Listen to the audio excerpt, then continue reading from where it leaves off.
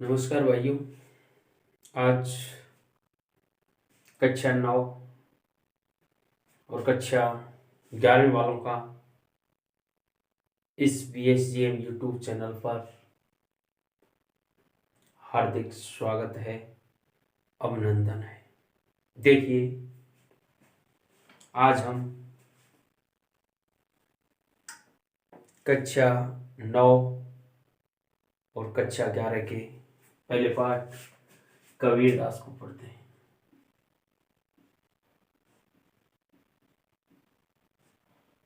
कबीरदास। देखिए, कबीरदास का जन्म। कबीरदास का जन्म 1398 ईस्वी में वाराणसी में हुआ था। कहां पर हुआ था? वाराणसी में। बताया जाता है इनका जन्म एक विधवा ब्राह्मणी से हुआ था।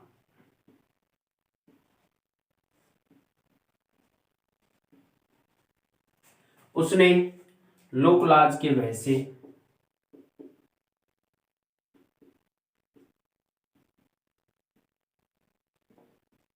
से इसे लहर तारा नामक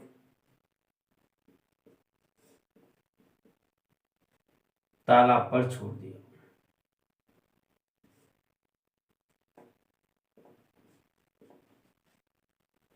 कहां पर छोड़ दिया? लहर तारा नामक तालाब पर छोड़ दिया। अब बताया जाता है कि जो लहर तारा तालाब था, वहां से सूफी संत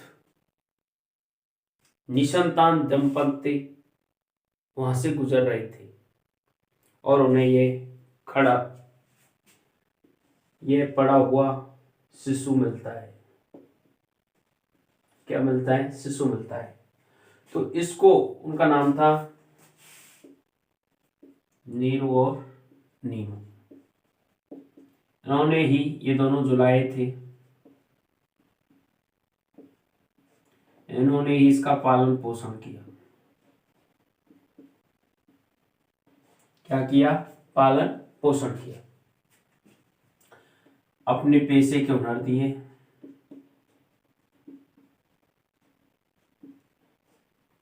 अपने पैसे के हुनर दिए। बताया जाता है इनकी शादी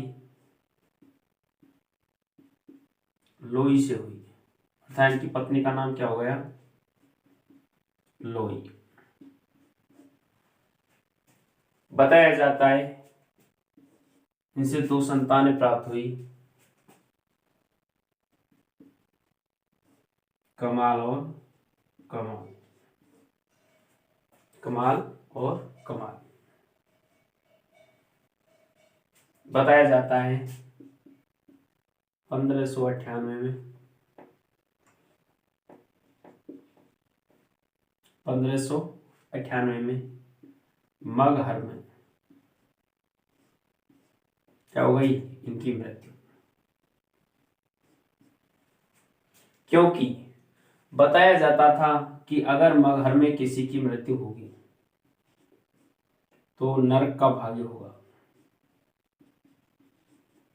और जिसकी काशी में मृत्यु होगी वह है स्वर्ग का भागीदार होगा।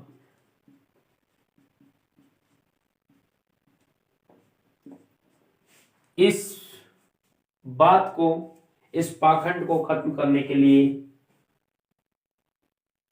कबीरदास जी ने अपने प्राण कहां त्यागे?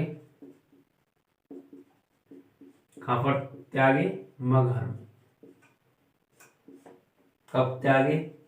1598 में। अब देखिए, 1398 में जन्म हुआ और 1598 में मरे तो कितनी वर्ष जिए? 120 वर्ष। कबीरदास जी का जीवन काल माने तो कितना है? 120 वर्ष। और देखें तो ये अनपढ़ थे। कैसे थे? अनपढ़। क्योंकि उन्होंने स्वयं लिखा है कि मसीह कागज छुओ नहीं,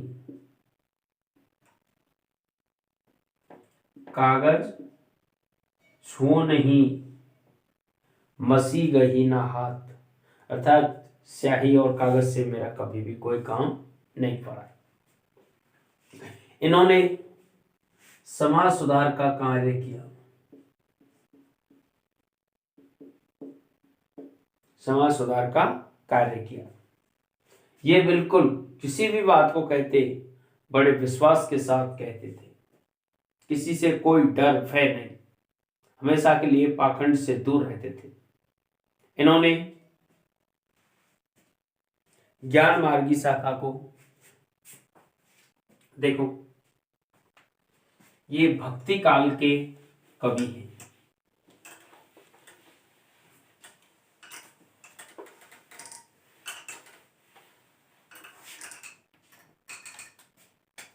किसके कवि हैं? भक्ति काल के। देखो भक्ति काल को दो भागों में बांटा गया, एक तो सगुण भक्ति धारा और दूसरी निर्गुण भक्ति धारा।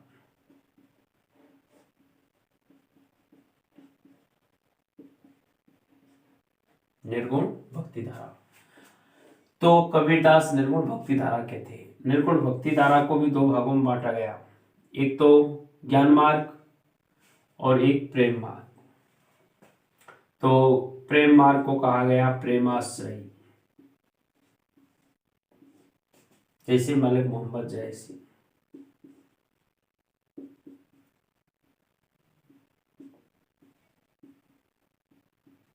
मलिक मोहम्मद जायसी। एक है ज्ञानाश्रयी,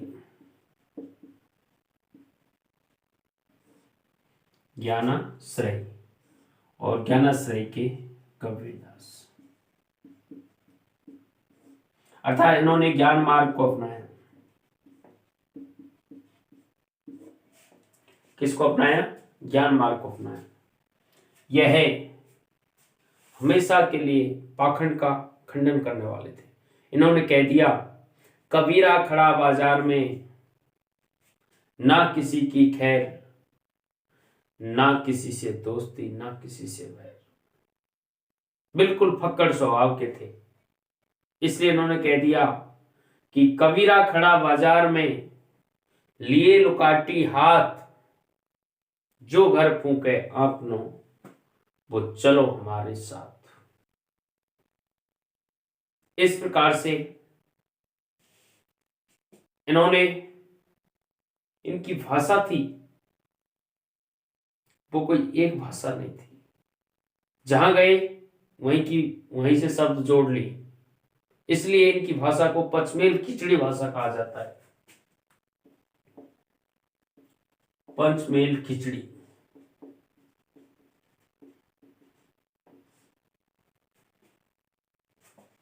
इन्होंने भाषा की शब्दगत पहचान की ओर ध्यान नहीं दिया, इन्होंने भाव पर ध्यान दिया, और जैसे इच्छा हुई वैसे भाषा को तोड़ दिया। इसलिए इन्हें भाषा का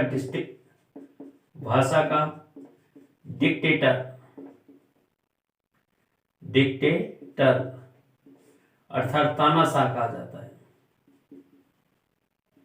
भाषा का तानाशाह कहा जाता है। इन्होंने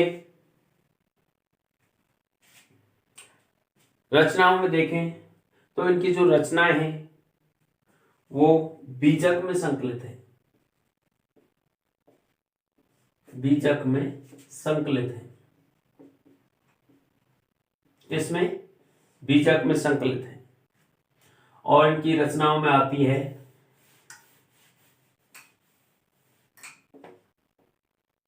रचनाओं में साखी, शवद और रमेनी। साखी, शवद और रमेनी। ये इनकी रचनाओं में आते हैं। इनकी साखियां बहुत प्रसिद्ध हैं, साथ में शवद और रामायणी भी। अब कबीरदास को इतना ही पढ़ेंगे। कबीरदास की पढ़े तो लगभग 1 घंटे तक कबीरदास को पढ़ते रहे, लेकिन हम कक्षा 9th और 11th का ध्यान रखते हुए इतना ही पढ़ेंगे। एक बार रिपीट करते हैं। कबीरदास जी का जन्म 1398 में, कब? 1398 में। और कबीरदास जी का जन्म हुआ था वाराणसी में। कहां पर हुआ था? वाराणसी में। कबीरदास जी का जन्म एक विधवा ब्राह्मणी से हुआ था। अब जब विधवा ब्राह्मणी से जैसे ही उसने जन्म लिया तो जो विधवा ब्राह्मणी थी उसे लोक लाज का भय सताने लगा, उसे डर। इसी कारण से जो कबीरदास जी थे उसको एक लहर तारा नामक तालाब पर छोड़ दिया। वहां से 2 निसंतान दंपत्ति गुजर रहे थे, उनका नाम था नीरू और नीमा। वो जाति से जुलाए थे, वो उसको उठा करके ले गए। उन्होंने ही उसका लालन पालन किया था। वो कभी भी अपने भक्ति मार्ग में भगवान को प्राप्त करने में विवाह को गलत नहीं मानते थे, इसलिए उन्होंने विवाह भी किया और साथ में उनके 2 संतान भी हैं। विवाह किया था लुई से और 2 संतान हुई। पुत्र का नाम कमाल और पुत्री का नाम कमाली। इनके गुरु की बात करें तो इनका गुरु था रामानंद। गुरु कौन था? रामानंद। कौन था? रामानंद। बताया जाता है 1518 में मगहर में जाकर के इन्होंने प्राण त्यागे, क्योंकि एक किंवदंती थी।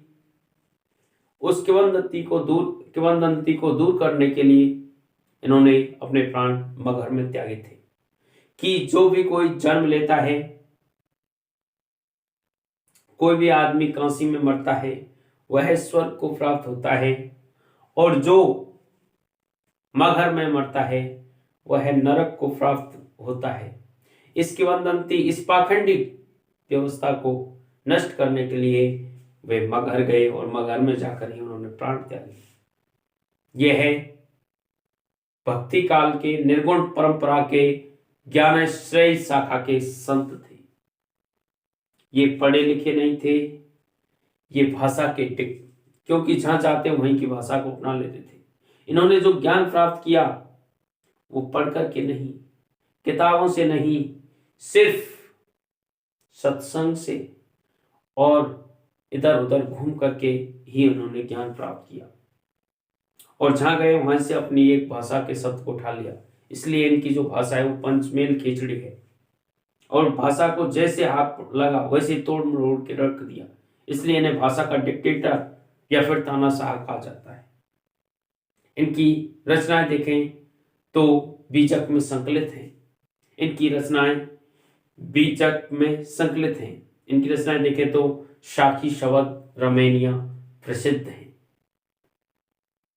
हमारी वीडियो को पाने के लिए हमारे चैनल को सब्सक्राइब करें, लाइक करें और अधिक से अधिक लोगों तक शेयर करें। धन्यवाद।